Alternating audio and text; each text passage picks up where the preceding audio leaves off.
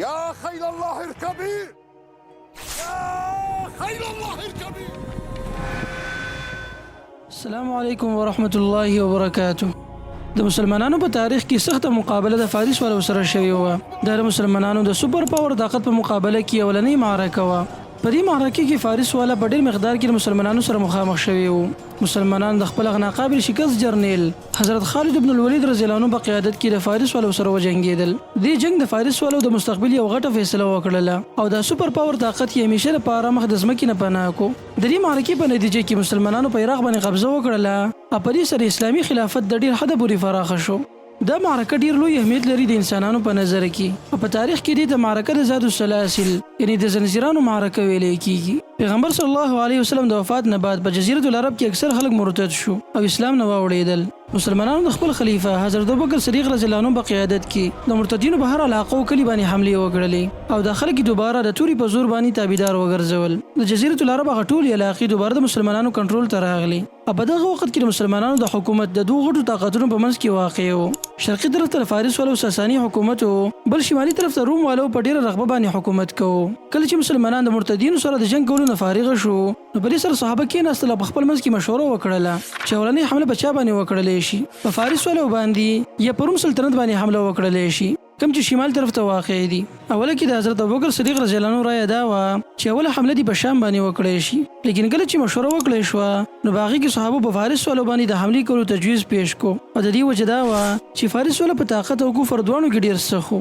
دوی به د اور بندګي کوله، بل طرف ته روم والا اهل کتاب نصارا خلک وو او دوی د فارس والو په نسبت باندې په کفر کې کمزوري وو. په دې دوران کې مصنع ابن حارثه رضی الله عنه چې کله مرتدینو سره د جنګ کولو نه فارغ شو نو دوی عراق طرف ته متوجه شو. په لاره کې ډېر مختلفو قبایلو سره وجنګېدو تر دې چې درې فرات ته راورسېدو.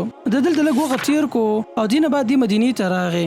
دلته د ابوبکر صدیق رضی الله عنه سره میلاو شو او هغه ته دا وویل چې موږ اوس په عراق باندې حمله کول پکار دي ځکه چې د فارس والو حکومت په عراق کې کمزورې دی. که اوس موږ په هغوی باندې حمله وکړله نو په دې کې به زموږ کامیابي یقیني وي. ابوبکر صدیق رضی الله عنه فورا خط ولیکو خالد بن الولید رضی الله عنه ته. دې ورته لیکلي وو چې لاړ شه په عراق باندې جنوب د طرفه حمله وکړه، ځان سره هغه کسان بوځه کوم چې تا سره په خوشحالۍ باندې تلل غواړي، یعنی څوک مجبوره کومو ستا د بهیر علاقه وي، ځان هغې ته ورسوه او دا فتح کړه. دې نه بعد ابوبکر صدیق رضی الله عنه دویم کس ولیکو د مدینې نه د عیاس په نوم باندې. هغې ورته وویل چې ته به د شمال له طرفه حمله کې په عراق باندې او بیا به ځان حیر علاقې ته رارسي، هلته به د خالد بن ولید رضی الله عنه سره میلاویږي. چونکې دلته لښکرې دوه وي او مشران هم دوه شو، دې وجې نه ابوبکر صدیق رضی الله عنه دا حکم وکړو چې په تاسو کې کم یو قائد مخکې هیر علاقې ته راورسېدو او دی فتح کړه نو دغه کس به ټول فوج مشر وي په روانو فتوحاتو کې. او د دې سره سره ابوبکر صدیق رضی الله عنه نور امدادات هم ولېږل د دې د مدد دپاره عراق ته. حضرت خالد بن الولید رضی الله عنه عراق طرف ته متوجه شو. په لاره کې نور خلک هم ځان سره ملګري کړل او په دې سره د دوی تعداد د ډېر حده پورې سیوا شو. خالد بن ولید خپل لښکر درې حصو ته تقسیم کو او په عراق کې موجود و بل علاقې طرف ته متوجه شو. د هرمز په نوم باندې یو سړی فارس والو د طرفه د دې علاقې ګورنر و. هرمز یو متکبر او اسلام سره نفرت کوونکی انسان و.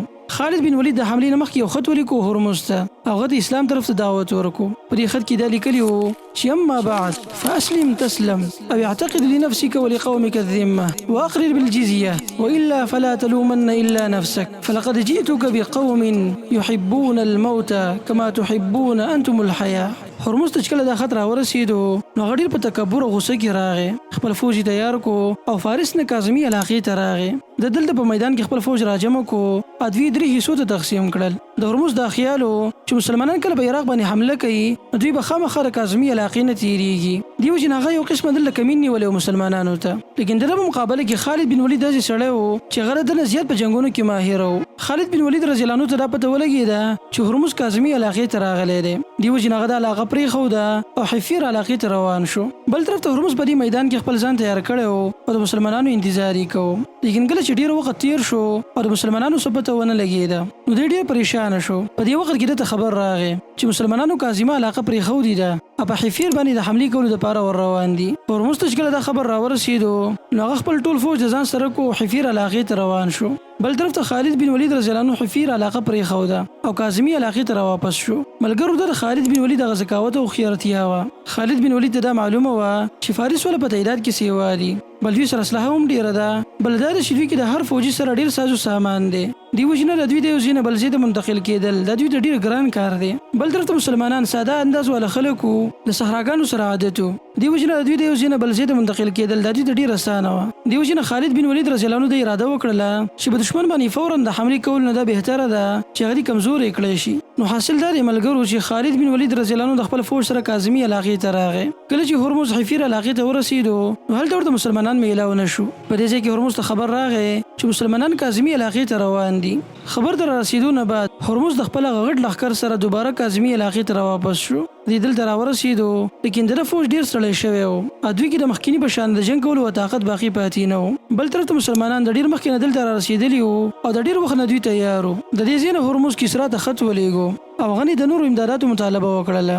کسرا د قاران ابن قرباس په قیادت کې فوج راولېږو لیکن دا فوج صرف د بل علاقې د حفاظت لپاره و چې په وخت د شکست کې چېرته دا ښار د مسلمانانو په قبضه کې رانه شي. ځکه چې د بل دا ښار د فارس ولو لپاره ډېر اهمیت واله و. معرکه د شروع کېدو نه مخکې خالد بن ولید رضی الله عنه خپل لښکر درې حصو ته تقسیم کو. د لښکر ښي طرف یې د عاصم بن عمر التمیمي په قیادت کې وسپارو او ګس طرف ته لښکر یې د عدي بن حاتم الطائي په کمانډ کې ورکو او هرمز هم دغه شان خپل لښکر درې حصو ته تقسیم کو. دې نه بعد هرمز راولګېدو خپل فوج په زنځیرانو باندې د خپو نه وتړو او دا د دې لپاره چې دوی چېرته ونه تښتي. د دې زنځیرانو د وجې نه دې معرکې ته په تاریخ کې زاد السلاسل یعنی د زنځیرانو معرکه ویلی کېږي. بالاخره د محرم په میاشت 12 هجري کې د دوه لښکر د بل سره مخامخ شوي. دغه زماني د رواج مطابق هرمز د خپل لښکر نه بهر شو او خالد بن ولید رضی الله عنه سره د مقابلې کولو لپاره میدان ته راغی. لیکن ملګرو د هرمز په دې مقابله کې یو چل او دوکه پرته وه. د ده اراده وه چې خالد بن ولید رضی الله عنه په دوکې سره قتل کو او د ده نه بعد چې کله د لښکر د سربارانو بغیر پاتې شي نو د دې لښکر سره مقابله کول به اسانه شي. نو کله چې د دې دواړو منځ کې جنګ شروع شو نو دې ځای کې هرمز د خپل لښکر څخه کسانو ته اشاره وکړله. د ده د لښکر نه څه کسان ووتل او د خالد بن ولید رضی الله عنه نه چاپېره شو. خالد بن ولید بل مسلمان په ملګرتیا سره دې ته د شکست ورکو او هرمز په دې ځای کې قتل کړی شو.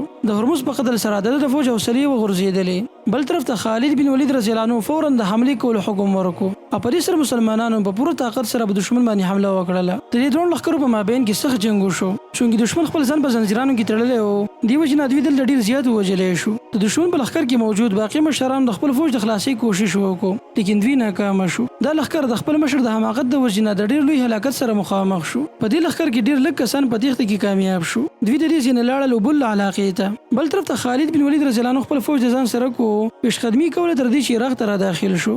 دښمن د شکل مسلمانانو ته راتګ پته ولګېده نو هغوی د دې علاقې نه بهر ته راووتل. خالد بن ولید رضی الله عنه د دوی سره مخامخ شو او په دې ځای کې یو بله معرکه وشوه. نو ملګرو د دې دواړو معرکو په نتیجه کې ټول عراق د مسلمانانو په قبضه کې راغی او اسلامي خلافت د ډېر حده پورې پراخه شو. فارس والو ته په دې معرکو کې شکست میلاو شو او د دوی هغه سوپر پاور طاقت د ډېر لوی زوال سره مخامخ شو. ملګرو د دې نورو معرکو تفصیل به تاسو ته بیان کو خو پر روانو ویډیوګانو کې.